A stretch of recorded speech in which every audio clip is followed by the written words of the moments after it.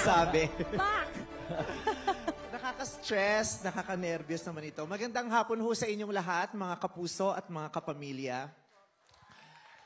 Hindi ko alam kung paano magsisimula. Magandang hapon po sa inyong lahat, sa mga kapitapitagan naming mga bosses. Maraming salamat sa mga executives and bosses ng GMA, sa mga bosses namin sa ABS-CBN. Maraming salamat po. Magandang hapon po sa inyong lahat. Ano ba sasabihin ko? Ay, una, maraming salamat po. Maraming salamat sa GMA. Dahil grabe yung pagtanggap nyo talaga sa amin lagi. Nung nagpirmahan po kayo na nandoon kami sa SEDA, that was the first time we were all gathered for a wonderful partnership, yung sa GTV, pagsampa namin sa GTV. Ang sarap-sarap po ng karanasan na yun na ibinigay nyo sa amin. Ang init ng pagtanggap nyo, ang sincero ng pagmamahal nyo, maraming salamat. At di lang yun, nasundan pa nung nakaranas kami ng GMA Ball. Ang init-init din ng pagtanggap nyo sa amin doon. Ang sarap-sarap din po ng naranasan namin doon. At pagkatapos ng event na yun, ikinukwento namin sa marami how beautiful the experience was going to the GMA Ball. And now, today, isa na namang masarap, mainit at napakagandang karanasan. Maraming salamat po sa inyo. At kami po sa ABS-CBN na nakakaranas ng ganyang pagtrato at pagtingin mula sa inyo, lagi po namin napag-uusapan at hindi nawawala yung laging nabibitawan na, in fairness, ang babait ng mga taga-GMA. Lagi naming nababanggit, diba? Ang bait ng mga taga-GMA, ang dali nilang kausap, maayos sila kausap. Kaya sana may susunod pang kontrata, ano po? Kasi maayos kayo kausap. Kaya sa ngayon po, nandito kaming lahat, ang mga hosts ng It's Showtime ay naririto po at humaharap sa inyo, sa mga bosses, dahil gusto ho namin kumatok sa mga puso nyo, dahil nalalapit na po ang summer. Hihingi po kami ng solicitation sa inyo. Hindi. Yun, ang bait-bait nyo sa amin, ang laki ng tulong at suportang ibinibigay niyo sa amin. We have been humbly expressing that. Na, syempre, hindi naman lingid sa kaalaman nating lahat kung gaano kasadsad ang isinadsad ng kapamilya. Pero naririyan kayo hindi para tapakan kami at saktan pa sa mga panahong sadsad kami. Inialay niyo ang mga kamay niyo sa amin para unti-unti kaming makabangon. Maraming salamat. Hindi po namin yan makakalimutan, pati na rin ng lahat ng mga kapamilya sa buong mundo. Alam po nila kung ano ang pagmamahal at pagtulong na ibinigay ninyo sa amin. At hindi lang niya kami unti-unting tinutulungang makatayo. Pinagbuksan niyo pa kami ng tahanan para doon muling magpalakas, magpagaling, magpahilom, at makatindig ulit, kapiling kayo. Hindi tumindig mag-isa, kundi tumindig kasama kayo. Maraming salamat po. This is just so historic. So iconic. This is mothering. Diba? Iba eh. Kasi, who would have thought? Diba? Who would have thought?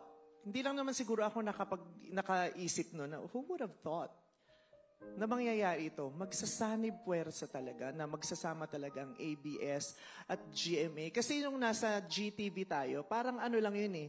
Parang 1/4, yung gano'n, parang, di ba, yung mga sabi, iba, pero yung GMA na, yung Showtime nasa GMA na, di ba, parang gano'n. Parang nung pinapasok tayo sa GTV, parang, nabuksan yung bakuran.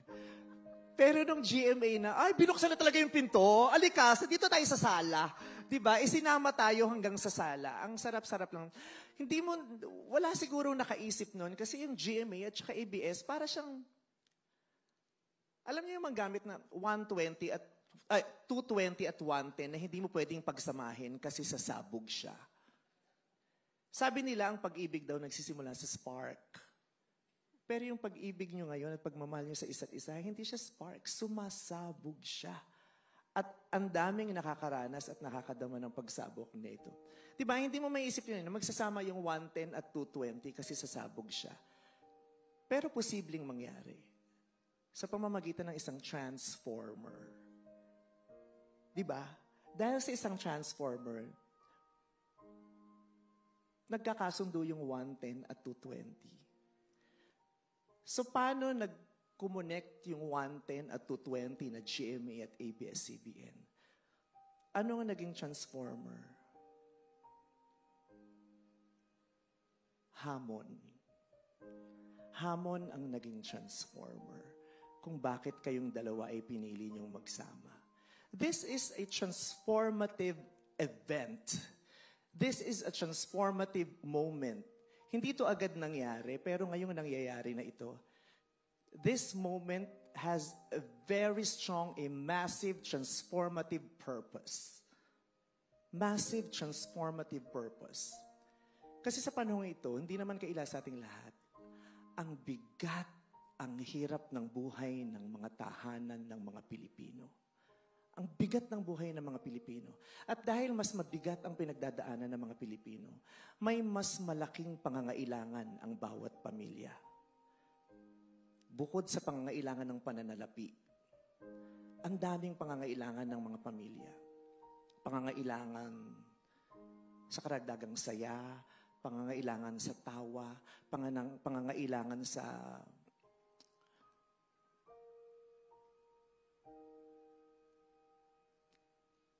magpaparanas sa kanila ng gaan ng loob, pangangailangan para makatakas kahit sandali sa bigat ng mga hinaharap nila, pangangailangan para sa karagdagang karunungan at impormasyon, pangangailangan sa inspirasyon at higit sa lahat, pangangailangan sa pag-asa.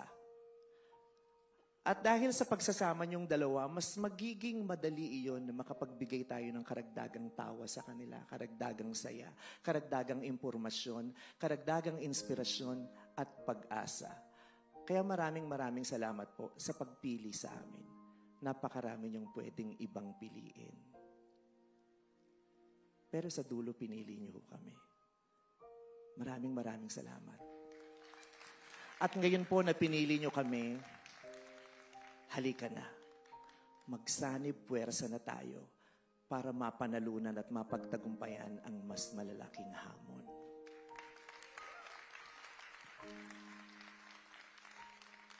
Congratulations to all of us. Thank you very much. Sa ABS-CBN bosses namin, maraming salamat because you have always been fighting for showtime. I know what you do. Nakikita ko kung anong ginagawa niyo. At salamat po sa mga tag-GMA. We are humbled and grateful. Thank you very much. Thank you so much for that heartfelt and explosive speech And message coming from Vice Ganda. and this is why Vice's unkabogability is unquestionable. Yes. Did you feel that? Yes,